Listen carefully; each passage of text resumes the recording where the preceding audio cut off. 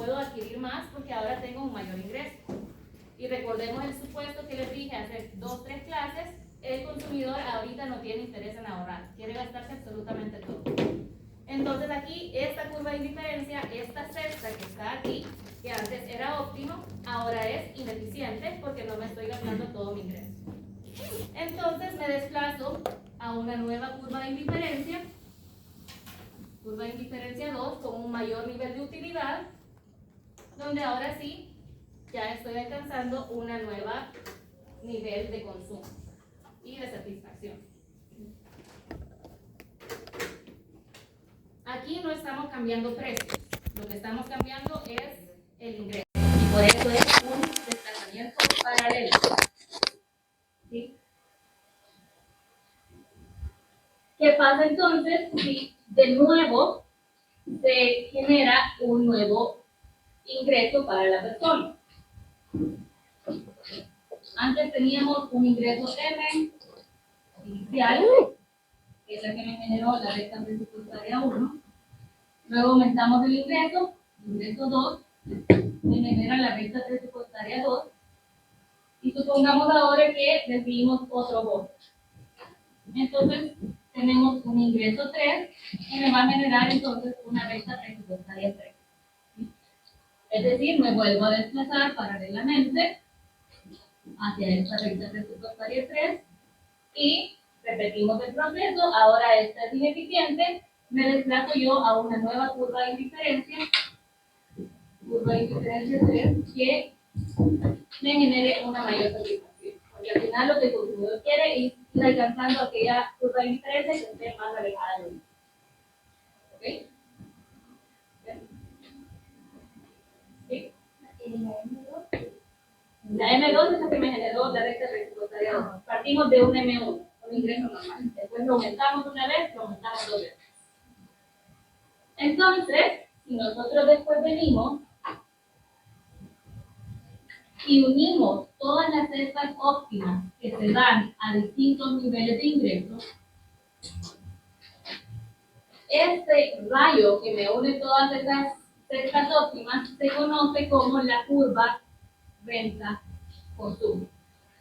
¿Por qué? Porque el nombre mismo lo dice, me está dando qué tanto va a consumir el consumidor de X1 y de X2 con distintos niveles de renta o distintos niveles de ingreso. Por eso es renta-consumo. El consumo que el consumidor va a tener, la redundancia, dado los distintos niveles de renta. ¿Sí? ¿Cómo? Curva renta-consumo. ¿Sí? Entonces, al unirse todas esas nuevas cestas, el consumidor adquiere a los distintos niveles de ingreso o de renta, se genera esa curva renta-consumo, que si quieren les digo que es específicamente, es el lugar geométrico,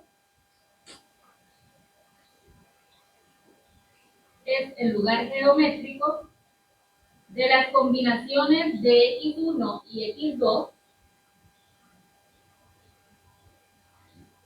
de las combinaciones de X1 y X2 de equilibrio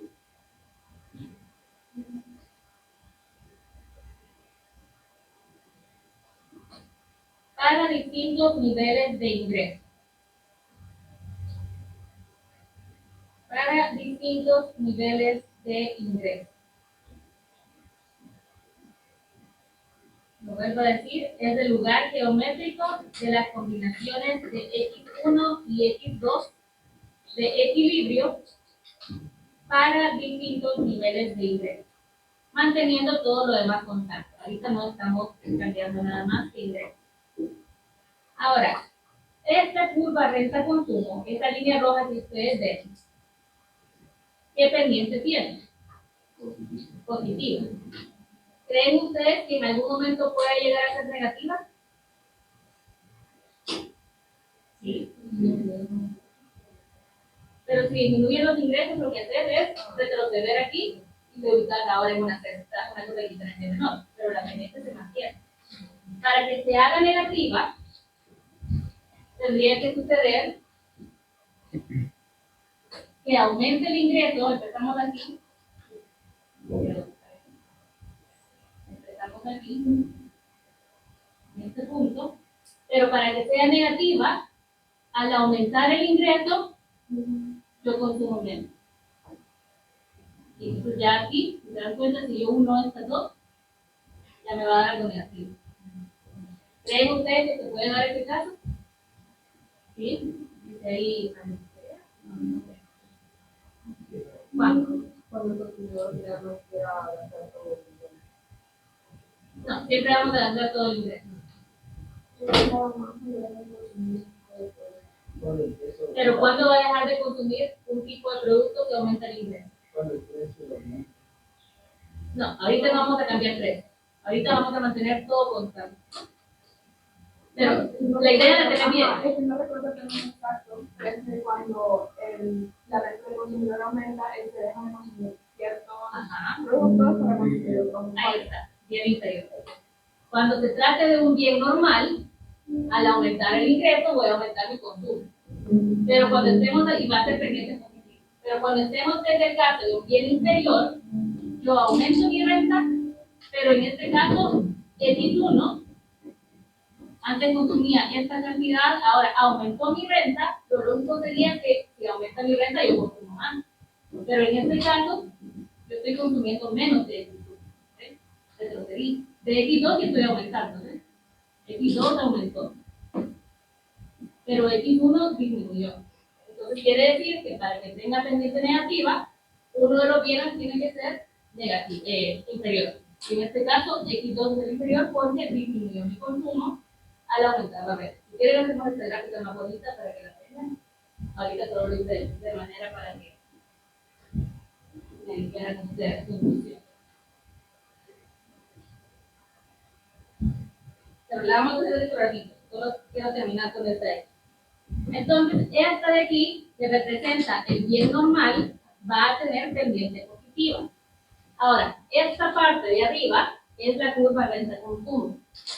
De esta gráfica de aquí se desprende la curva de X. ¿Y cómo se hace en este caso?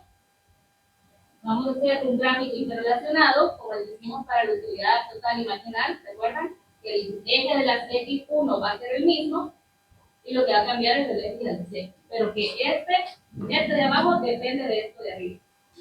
Entonces, en el eje de las X vamos a poner siempre X1, que es este mismo eje, pero en vez de graficar X2 aquí, vamos a graficar el ingreso. ¿Sí? Porque lo que queremos ver, ahorita ya vimos que aumenta el ingreso, aumenta el consumo, en este caso de los dos bienes, pero queremos ver la relación entre el ingreso y X1, específicamente. Si quisiéramos entre el ingreso y X2, justamente podemos hacer esto y luego aquí graficar X2. ¿Sí? Porque no lo estamos viendo con uno. Entonces, ahorita solo vamos a verlo con respecto a X1. Entonces, lo que estamos diciendo es que vamos a graficar aquí X1 con ingreso. Quiere decir que para este punto, donde yo tenía esta restricción presupuestaria, yo consumía esta cantidad de X1. Lo traslado hacia abajo. X1. A un nivel de ingreso bastante bajo. Aquí lo podemos poner nosotros donde queramos. Lo vamos a poner aquí, ingreso 1. ¿Sí? Luego vinimos nosotros y aumentamos el ingreso, aumentamos hacia N2, nuestro ingreso aumentó, y ahora consumimos esta cantidad de X1. ¿Sí? Lo movemos hacia abajo, X1, 2, a este nivel de ingreso. Y luego nosotros volvimos a aumentar el ingreso hasta M3. Aquí no importa a dónde lo posicionen, siempre y cuando se note que es un aumento en el ingreso. ¿Sí? Sabemos que va a estar a esta altura. Y a este nuevo nivel de ingreso consumimos esta cantidad de X1. Le vamos a llamar X13. Lo trasladamos hacia abajo, X13. Y esto fue lo que consumimos. Si nosotros unimos ahora estos puntos,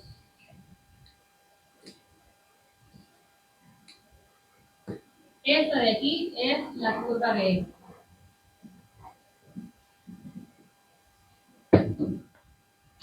Es la curva de Engel.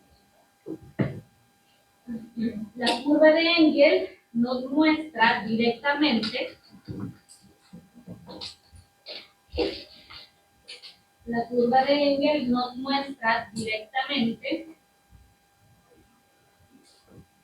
la relación que existe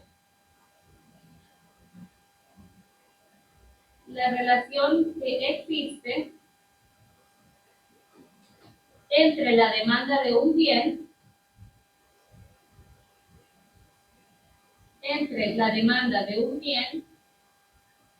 y la renta del consumidor.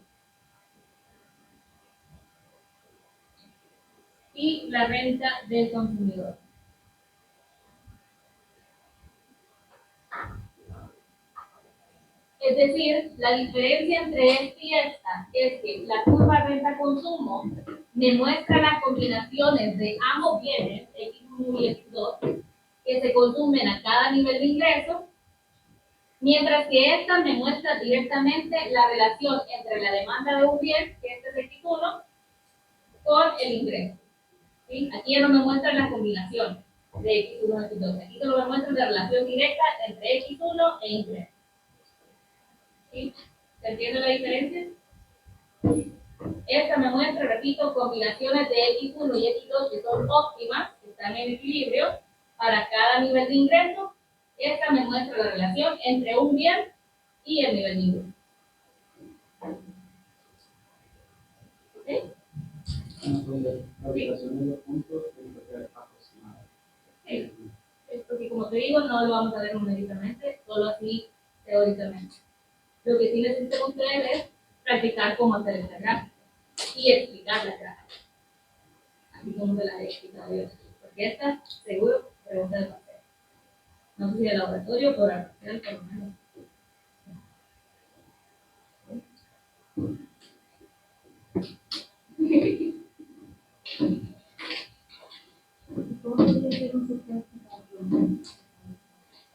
Creo que en una de las guías, si no me equivoco, en alguna de las guías hay una pregunta que dice deduzca la curva de Engel.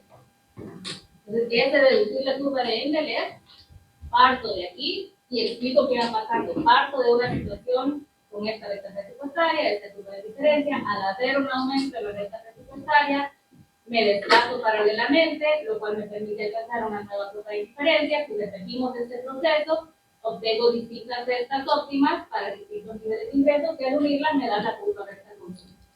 Al trasladar esto a otro cuadrante, observo que al aumentar el ingreso, aumenta la cantidad de X1 que estoy consumiendo, de la cual se obtiene la curva de X. Un parámetro. Una página.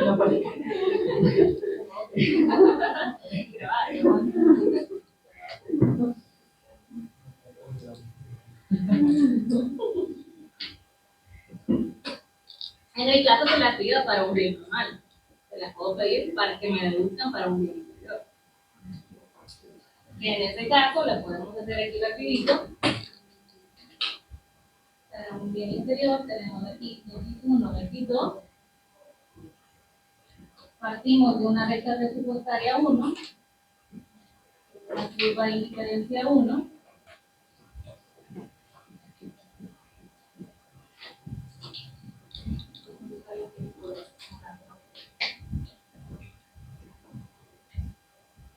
Luego, aumenta mi ingreso, lo cual me permite desplazar mi recta presupuestaria a la derecha, se expande, recta presupuestaria 2, pero eso hace que ahora yo me ubique, siempre me voy a ubicar en una curva de indiferencia más alta, pero la curva de indiferencia ahora se va a encontrar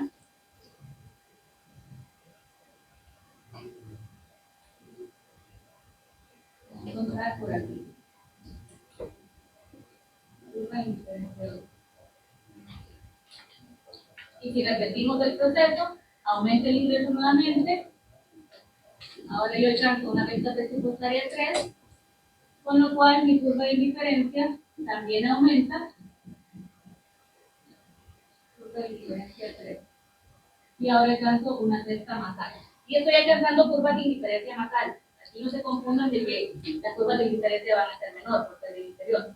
Las curvas de indiferencia sí son más altas, pero lo que está pasando es que yo antes consumía esta cantidad de X1, y lo hicieron aquí, esta cantidad de X2, aumentó el ingreso, y esta cantidad de X1, esta cantidad de X2, y aumentó nuevamente el ingreso, X3, X2, 3. Entonces, sí estoy alcanzando curvas de indiferencia más altas, pero lo que está sucediendo es que yo estoy disminuyendo mi consumo de X1, aunque sea un poquito, y aumentando mi consumo de X2. X2 en este caso sí es un bien normal, porque sí está aumentando mi consumo. El que es bien inferior es X1. Hipotéticamente, y no lo voy a poner, pero hipotéticamente, porque en otras materias, en la micro se lo puede poner, si se les pregunta cómo van a hacer en el caso de X2 sea bien inferior, en vez de estar modificando aquí y ver que esta vaya disminuyendo algo que no se puede, también pueden simplemente poner aquí X2. Acuérdense que los ejes, los bienes aquí, de ropa y alimentos, pueden poner aquí alimentos de arroz. Pero la deducción siempre va a ser la misma. Entonces, si unimos estos puntos, vamos a ver que la pendiente pasa a ser negativa. Ustedes dibujan la gráfica un poquito más compleja. Se puede quedar algo más distribuido para que quede así. Ahí me quedó bien.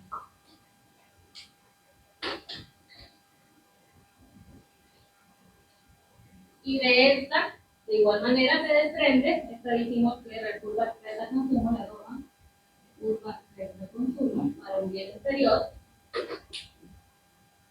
Y lo interior, repito, se ve porque aquí empecé y aquí terminé mi consumo de esto. Se nota que he consumido menos. Y ahora para trasladarlo a la curva de Engel, voy a quitar el ciclo aquí y el ingreso aquí. Empecé siempre con un ingreso M1, un ingreso bajo, en el cual yo consumía esta cantidad. X1. Después aumentó mi ingreso hasta M2. Y ahí yo consumí esta cantidad.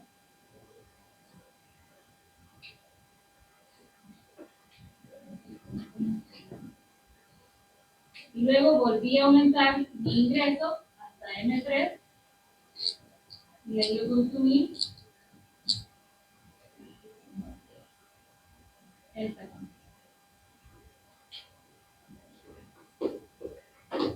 Y aquí más 1. Me da la curva de ¿sí? Y ahí se puede ver evidentemente la tendencia negativa versus esta de un bien normal que permite con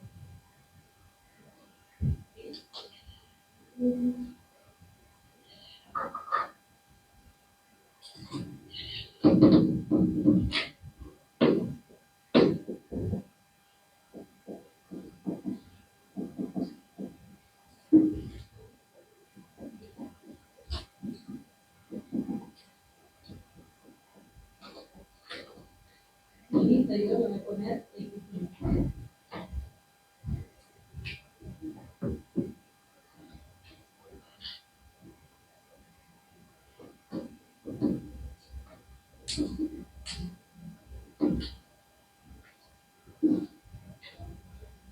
¿Preguntas? Podemos deducir ahora la curva renta de consumo y la curva de... Es de practicar, o sea, tómenle fotos si quieren y ustedes lo que tienen que practicar es la gráfica. Y a medida que ustedes van graficando, vayan explicándolo también más o menos. Y si se traba en alguna parte de la explicación, me preguntan antes del parcial, ¿no? El parcial.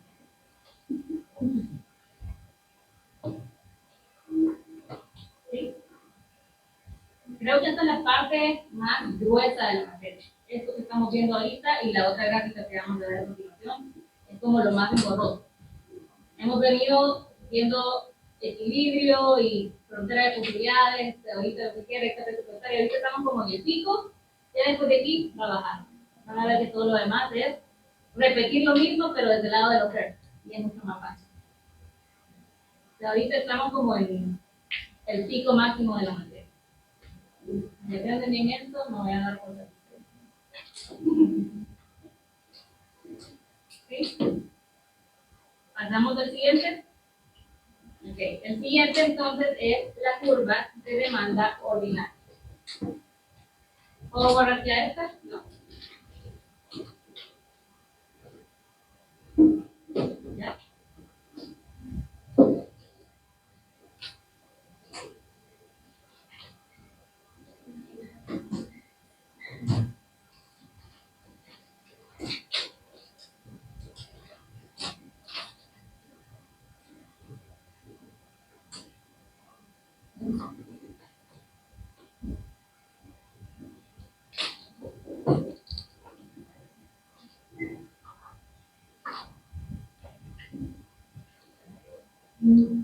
Curva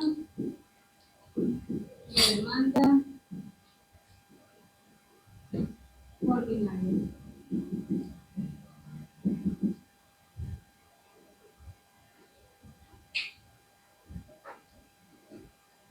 Ya trabajaron ahora en la mañana.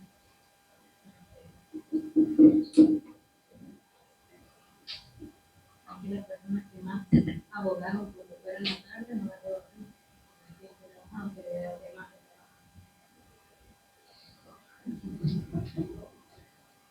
Vale. La curva de demanda ordinaria,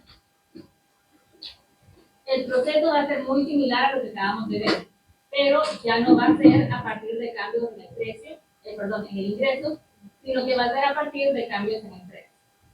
Entonces, partimos siempre en nuestra gráfica X1, X2, donde tenemos esta recta presupuestaria, 1, son nuestra curva de diferencia.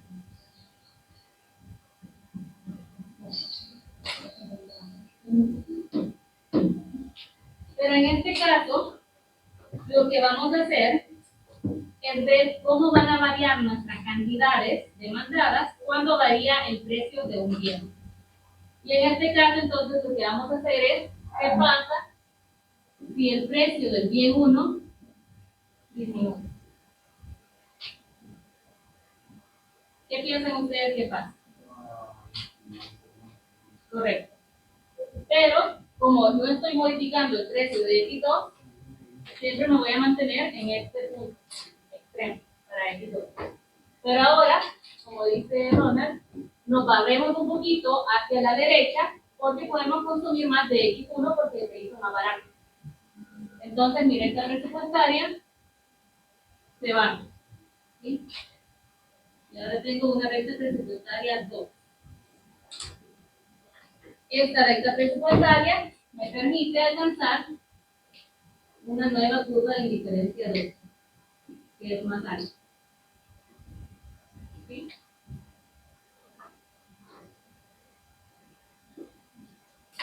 Y nuevamente, si se da otra caída en el precio 1, se vuelve a repetir este barrido. No me muevo nada en X2 porque no estoy modificando X2. Recta presupuestaria 3. Ahora tengo un mayor poder adquisitivo porque ahora el bien 1 es más barato. Yo puedo comprar más y ahora alcanzo esta curva de indiferencia 3.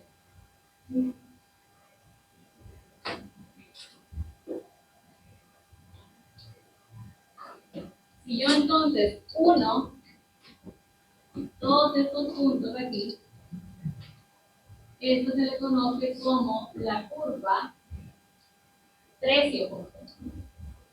Precio-consumo.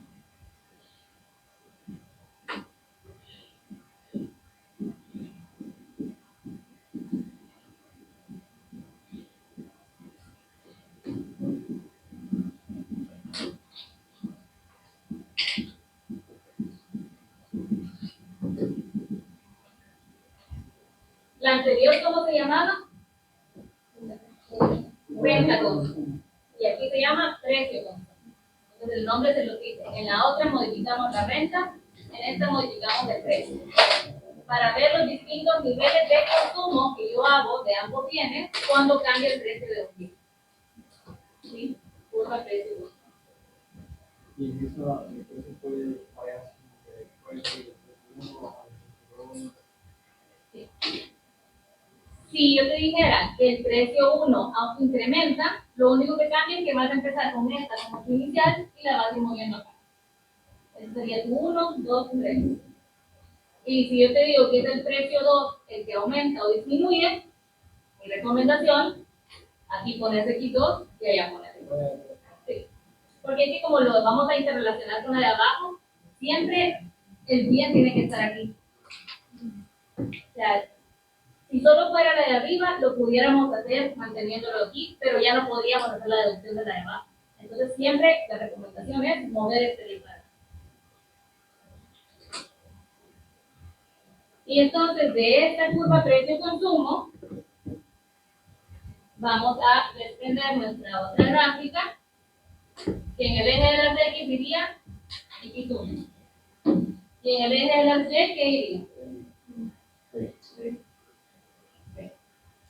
Es precio y consumo. Hemos cambiado precio. Entonces aquí va 3. Es la diferencia. Pero el proceso es bien similar. Partimos aquí con este consumo de X1 a un precio que estaba bastante alto. Luego el precio bajó y ahora consumimos esta cantidad, X1,2, a un precio 2, que es más bajo. Y por último volvió a bajar el precio y yo compro más porque mi capacidad adquisitiva aumenta a un precio más bajo, yo ahora consumo X1,2.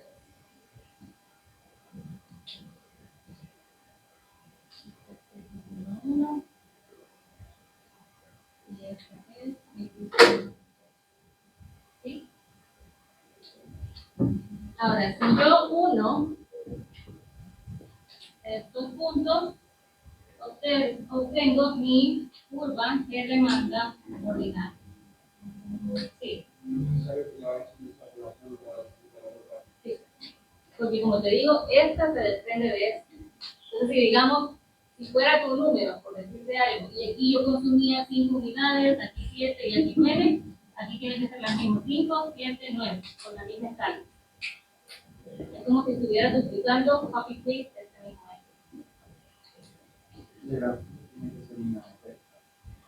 ejemplo. Sí, a mí me salió la yo, porque no tengo reglas.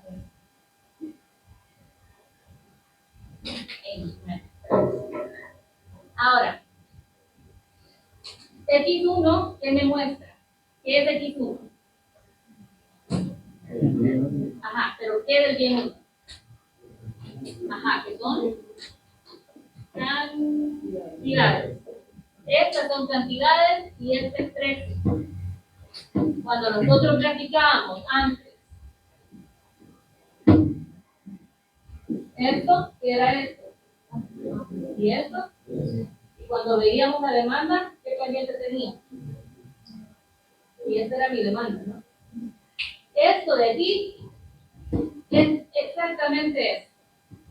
Solo que ahora ya vemos de dónde viene esto. Antes solo lo deducíamos. Decíamos, aquí esta demanda tiene pendiente negativa, pero esta demanda que ya habíamos utilizado nosotros para el equilibrio, se deduce de todo este proceso matemático y teórico que desarrollaron los neoclásicos a partir de rectas presupuestarias y curvas lineales.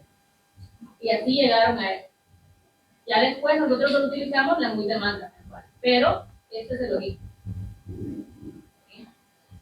¿Recuerdan que yo les dije? Bueno, ya terminamos con el equilibrio, vamos a hacer un paso atrás para ver cómo es que está formado todo esto. Así es que está formada la demanda. Entonces ahora ustedes ya pueden deducir de dónde viene aquella demanda. Todo es muy solo de neoclásicos. Pregunta.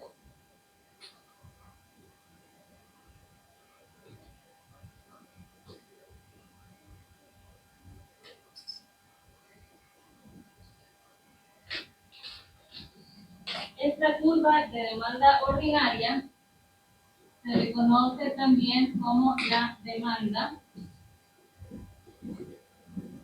marshalliana. Porque fue Alfred Marshall quien realizó todo este englobado de teoremas y teorías y axiomas para deducir esta curva de demanda. Se le conoce como demanda marshalliana. Y si quieren les dicto el concepto tal cual. La demanda marshalliana representa la relación entre precio y cantidad demandada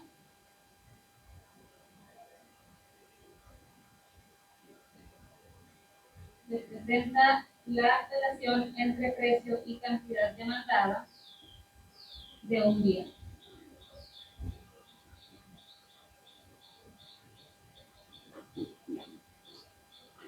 Que es lo mismo que yo les había dictado cuando les dije la ley de la demanda.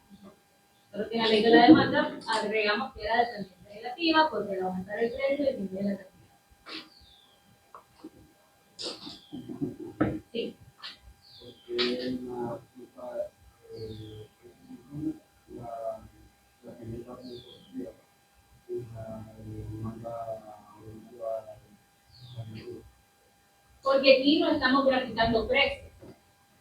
Aquí lo único que estamos haciendo es que el precio está disminuyendo y eso te da una mayor capacidad adquisitiva. Si es más barato, no puedes comprar más. La curva precio y consumo te muestra las distintas combinaciones de X1 y X2 a distintos niveles de precio. Pero ya si quieres ver cómo afecta el precio tal cual, es ahí que nos pasamos a esta, agarramos el bien X1 y el precio, y aquí el precio era alto. Le ponemos aquí alto. Disminuimos el precio, nos barrimos. Disminuimos el precio aquí. Disminuimos otra vez el precio, nos barrimos. Disminuimos otra vez el precio aquí. Y vamos adquiriendo más. Entonces, la intuición que nosotros tenemos aquí arriba, que no se ve gráficamente en esto. Y por eso es importante graficar el cuadrante de abajo. Porque esto es lo que realmente nos está diciendo qué pasa con X1 al haber cambios en el precio. Esta te dice qué pasa con las combinaciones de precios. Pero no ves el precio graficado tal cual. Lo ves por medio de la restricción presupuestaria un poco, pero no está graficado el precio. El precio está graficado aquí. ¿Sí? ¿Otra pregunta? Si el precio sube, voy a hacer aquí para no manchar esta, gráficamente, partir de una recta presupuestaria aquí, con una cesta por aquí, y después vos disminuir tu consumo, alcanzas ahora otra nueva cesta, y la volvés a disminuir y alcanzas ahora otra. Muy bonito esto. Esta de aquí no tiene que ser recta, porque es combinaciones de cosas. La que tiene que ir abajo es esta. Entonces aquí vas a partir. Este fue tu primer punto. Tenías un ingreso bajo, un precio bajo. Luego subiste el precio, ahora este es tu precio. Subiste el precio para acá. Volviste a subir el precio, ahora este es tu precio. Subiste el precio para acá. Lo sumís y te da la misma. Solo que en vez de partir de 1, 2, 3, partiste de 1, 2, 3. Hiciste como al revés.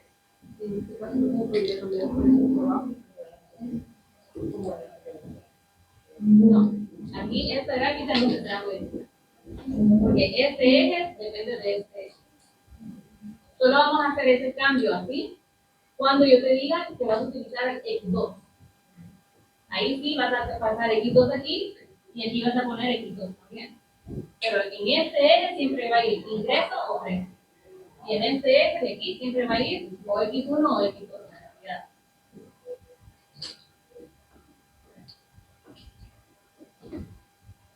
¿Otra pregunta?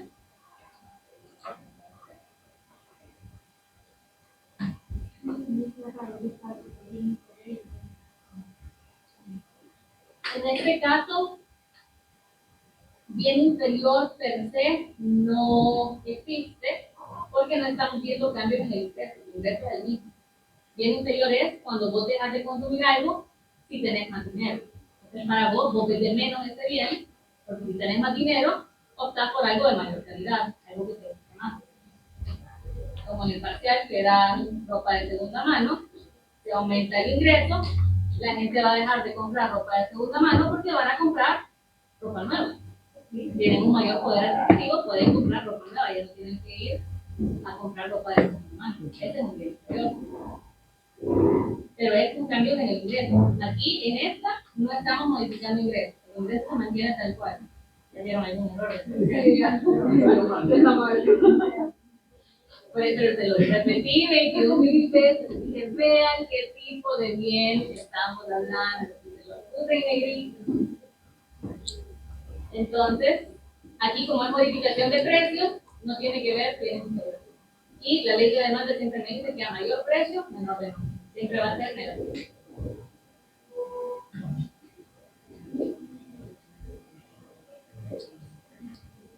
¿Alguna otra pregunta? Bien.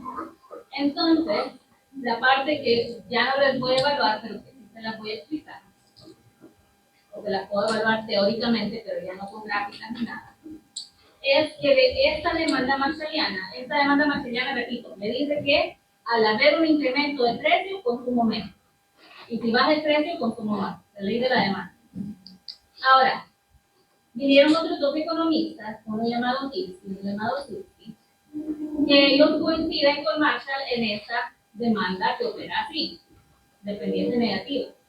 Pero lo que ellos agregaron a su teoría es que ellos decían que este cambio que se da en la cantidad demandada, los cambios en el precio, no es solamente porque el precio cambia y automáticamente todos consumimos menos, sino que ellos dijeron, este efecto se da por dos situaciones.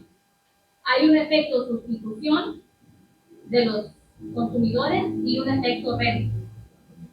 ¿Qué significa eso? Que al disminuir el precio, hay un efecto sustitución porque si yo antes compraba algo similar, que se mantiene el precio y ahora este bien se abarata, yo voy a cambiar y voy a desplazar mi demanda hacia este bien, que es más barato. Ese es el efecto sustitución. Pero al mismo tiempo, al disminuir el precio, hay un efecto renta que si bien yo no estoy modificando el ingreso de las personas, pero indirectamente, si las cosas son más baratas, yo puedo comprar más. Entonces, indirectamente, mi capacidad adquisitiva o mi renta real aumenta. ¿Sí? Entonces, Lucy deduce, escribe aquí, una ecuación que se llama la ecuación de Lucy,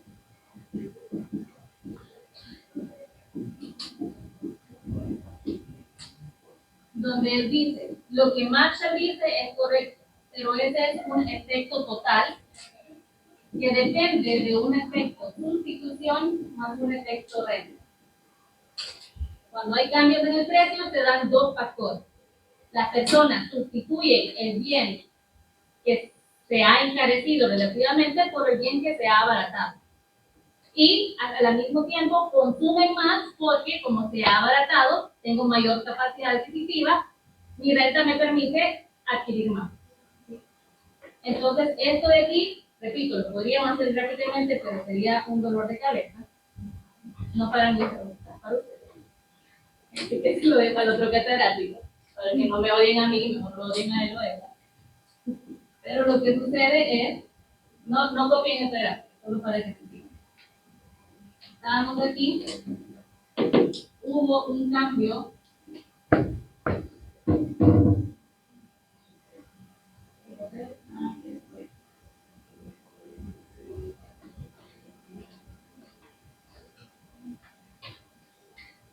Estamos aquí en el punto A.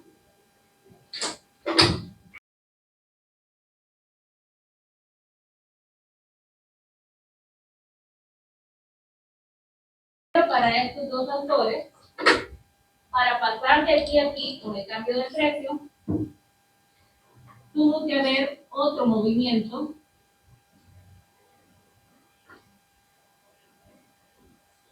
que me permitía una celda B. Para ellos todo esto es el efecto total. Esta parte de aquí, ellos le llaman efecto sustitución, porque en la misma recta presupuestaria, yo ahora consumo más, porque he sustituido el bien caro por el bien barato, y al ubicarme ahora en esta nueva recta presupuestaria, la desplazo por efecto renta y me genera este aumento de aquí, efecto renta. Repito, esa parte no se la voy a evaluar. Solo es como para que entiendan cómo ellos dividen. Ya borré la gráfica, pero no, esta gráfica. Cómo ellos dividen esto que hicimos aquí, de pasarnos de X1 a X2 y de X2 a X3, para ellos esto se da como efecto total. Pero este efecto total conlleva dos efectos, un efecto sustitución y un efecto renta. Así.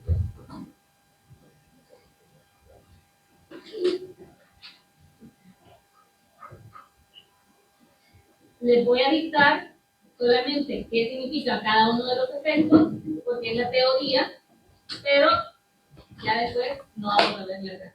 ¿Okay? El efecto total entonces mide cuánto varían las cantidades demandadas, cuánto varía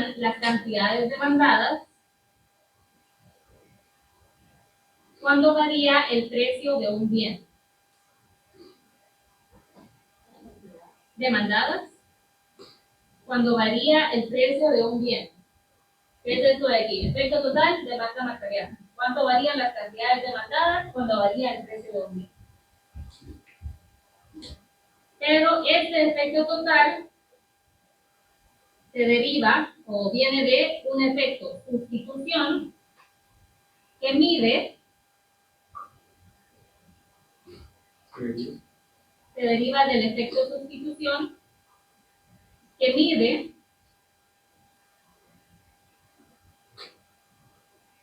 cuánto varían las cantidades demandadas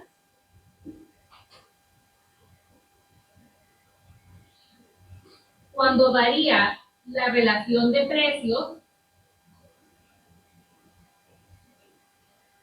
cuánto varían las cantidades demandadas cuando varía la relación de precios, manteniendo constante el poder adquisitivo. Mire cuánto varían las cantidades demandadas cuando varía el precio, cuando varía la relación de precios, manteniendo constante el poder adquisitivo.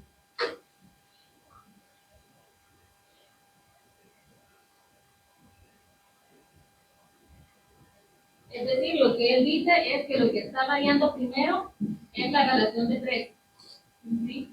Y esa relación de precios la encontramos nosotros en la restricción presupuestaria. ¿Sí? Entonces, ellos lo que dicen es, al haber un cambio en el precio, lo que cambia es esta relación de precios, que es la pendiente de la restricción presupuestaria. Entonces, el primer cambio es que mi pendiente de restricción presupuestaria va a cambiar. ¿Sí? Y luego, el segundo efecto, que es el renta, es el que va a hacer que ahora esta nueva pendiente se desplace.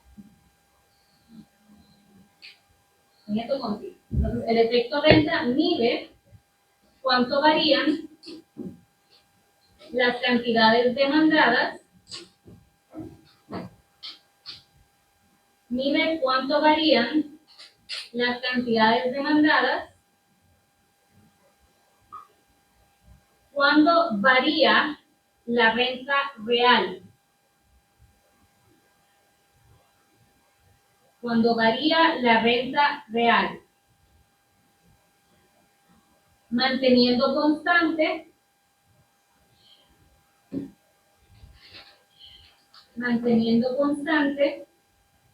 la nueva relación de precios.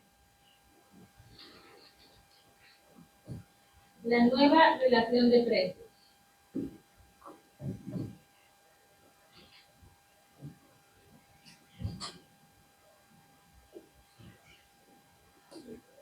Repito una vez más, mide cuánto varían las cantidades demandadas cuando varía la renta real, manteniendo la nueva relación de precios.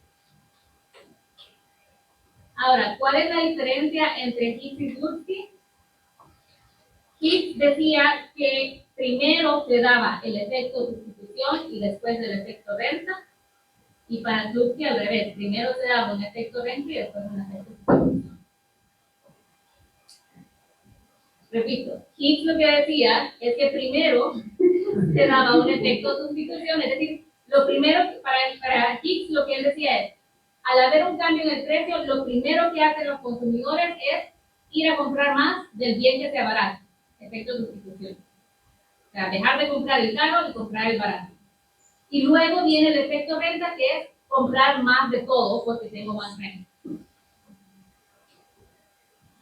En cambio, Slutsky decía lo contrario. Él decía, primero la intuición de los consumidores es que al haber un cambio en el precio, cambia mi renta, entonces compro más. Pero después viene el efecto sustitución, compro más de todo, pero prefiero comprar más del bien que se abarató. ¿Por qué hicieron contradecirse? No le hay mucho sentido, pero para él, uno era más importante el efecto sustitucionante y para otro era más importante el efecto rentable. No hay correcto, simplemente es. Al final siempre llegan a esto. Lo único que uno dice, ese resultado se llega mediante la forma A y el otro dice no, se llega mediante la forma B. Pero siempre llegan al mismo resultado. Es como si yo te diga, si tenés 5 por 2 entre 4, ¿qué haces primero? ¿La multiplicación o la división? Cualquiera. Al final vas a llegar al mismo resultado, pero vos preferís probablemente hacer la multiplicación antes, alguien más prefiere hacer la división antes. El orden de los factores no te va a alterar el producto y el producto final.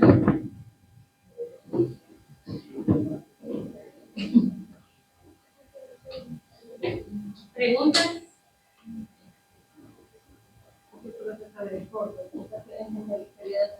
tema de la teoría de la demanda. El corto,